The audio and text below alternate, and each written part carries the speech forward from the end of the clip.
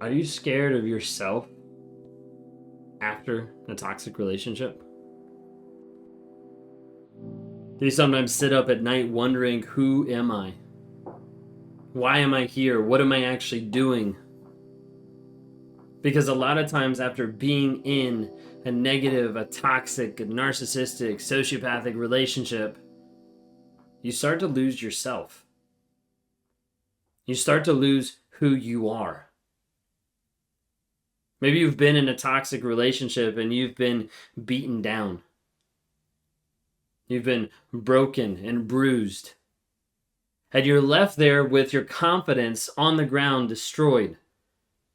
Not knowing if you can actually do something, if you can actually move, grow, change, get a job, whatever it might be. And that confidence piece feels absolutely destroyed. Maybe your worth feels like absolutely nothing. Like you're not good enough, like you're not worth something. Maybe your self-esteem is absolutely below sea level and you're like, I don't know how to do this.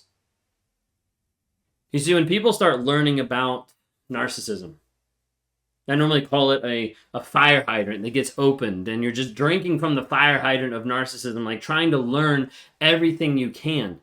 Trying to understand why they did that or what their thought process was or how they were able to be so mean or so rude or what they did or how they went to the next person or how they didn't care.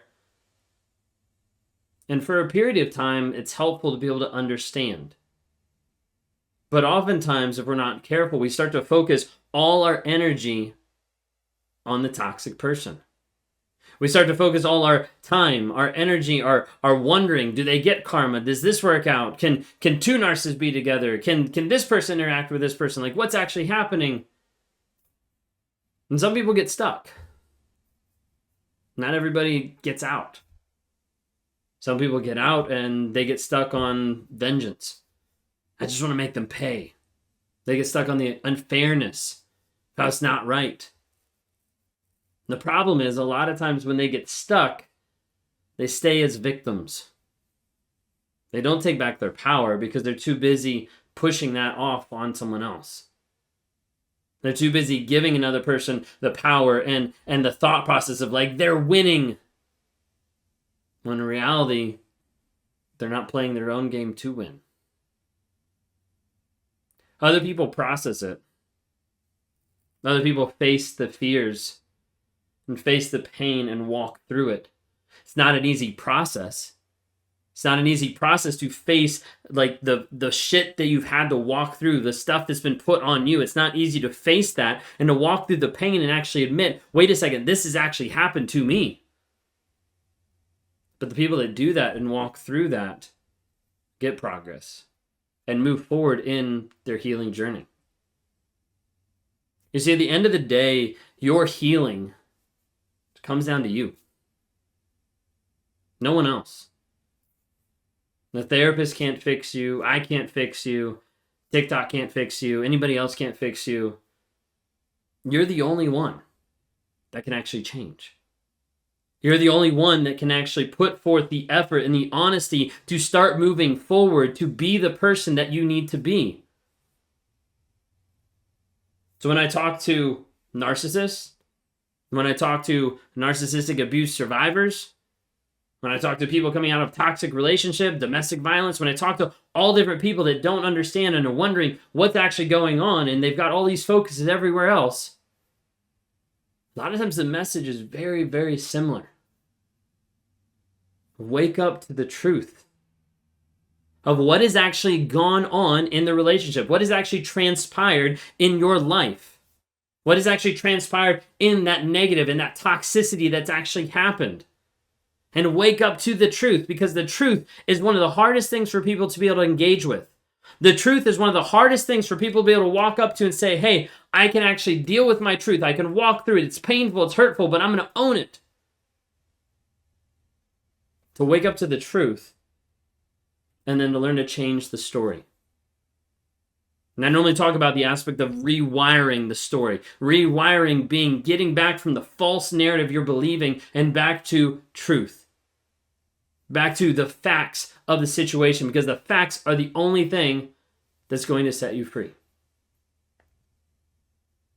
Oftentimes when we're going through narcissism, narcissistic behaviors, narcissistic abuse, we process a couple things. Typically, it'll process several things and it'll reveal, a lot of times, 3 different things. It'll reveal the aspect of self-worth issues, where you start to think, play, and go through your mind of, I am not good enough. Is that you today? Is that the thought that's playing through your head? Oftentimes people will say, like, I don't have confidence. I have self-confidence issues. And it goes back to the thought of, like, I can't do anything. I've been relying on people. I've been relying on that person. I was isolated, so I couldn't rely on anybody. I don't know what to do. I haven't had that repetition to gain confidence. And the thought is, I can't do anything. Sometimes it reveals self-toxicity behaviors of different aspects that people have in their own life that they need to work through. And the hard part with that is a lot of times people say, I don't want to face it. I don't want to actually acknowledge that I might have done something wrong, or that I need to work on something, or that I need to change the thought process or the story that I'm believing. And oftentimes those things come out whenever we're processing or going through narcissism. You see, as people go through their healing process, they go from that fire hydrant and looking at everything about narcissism, and then the focus has to shift. The focus has to shift from the toxic person back to you. A lot of times people deflect at that point. I just want to get healed. Like, just let's fix me. Let's work through this. Let's just get it done with. And they get on the call and they're like, I just want to figure this out really fast. Sometimes people run away from it. I'm good. And I think I've actually done my healing. I think I'm actually good. And then they leave, and then we see them 6 months later because they haven't actually healed. And sometimes people hide. Yeah, I don't really think that's the issue. I think we need to focus on this. You see, today you're standing on a crossroads. Of which direction are you actually going to choose? What will you actually choose today? Have you heard about the illustration of buffaloes and cows? Out west, when a storm happens, buffaloes and cows react differently to fear of the thunderstorms and the lightning that happen out west. The cows, when they get scared, they actually run away from it. They run away from the storm. The buffalo, on the other hand, when they get scared, they run towards the thing that they're afraid of.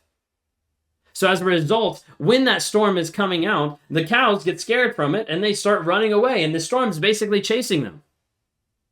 The buffalo, on the other hand, when that storm comes up, the buffalo gets scared of it and they actually run towards it. And what it does, it minimizes the time that they're in the storm. And so many times people want to minimize the pain and the things that they're going through, and as a result, they run away from it. And they end up maximizing the amount of pain, maximizing and lengthening out, slowing down the healing process because they're unwilling to face the radical truth or the radical honesty of dealing with a narcissism and what that brings to the surface. You see, oftentimes we narcissists and a lot of other people look at stuff as being black and white, light or dark. And oftentimes we're afraid of stepping into the darkness of maybe this is something that hurts. Maybe this is a pain. Maybe this is something I don't want to actually see. But when we work with people and they step into that to be able to see what's there and not run from it, not be ashamed from it, but to actually own it of, hey, this is what happened, it gives them freedom. Because when they acknowledge the truth of what has happened or what they've done or what is going on, they're able to start building a plan to be free from toxicity. They're able to grow from it. They're able to bring light to the area that oftentimes we want to hide and that we want to push down and say, I don't want to deal with this. Let's focus on the narcissist because I don't want to deal with the fact that I'm struggling, that I'm not good enough. Let's focus on this toxic incident because I don't think I can actually do anything. Let's focus on everybody else except me. And when people are struggling through that, through their healing journey, oftentimes they're running away from vulnerability. You see, vulnerability is hard. Vulnerability sucks. Vulnerability is one of the worst things ever. But vulnerability is also the step that needs to happen for you to grow. That means being honest, not with everybody else, not with friends and family, not with me, not with therapists. Those are great and need to happen. But first off, being honest with you. What are you struggling with today? What are you worried about today? What are you running from today? What is the thing that you're not being honest to yourself about? What's the biggest lie that you're believing? What are the things that are in your mind that you're wondering about that you want to push away to the side and say, I don't want to deal with this? Because a lot of times people coming out of toxic relationships are afraid of themselves. They're afraid of being honest. They're afraid of being accepted. They're afraid of their worth. And a lot of things that kind of play in your mind time and time again still keep you down instead of growing.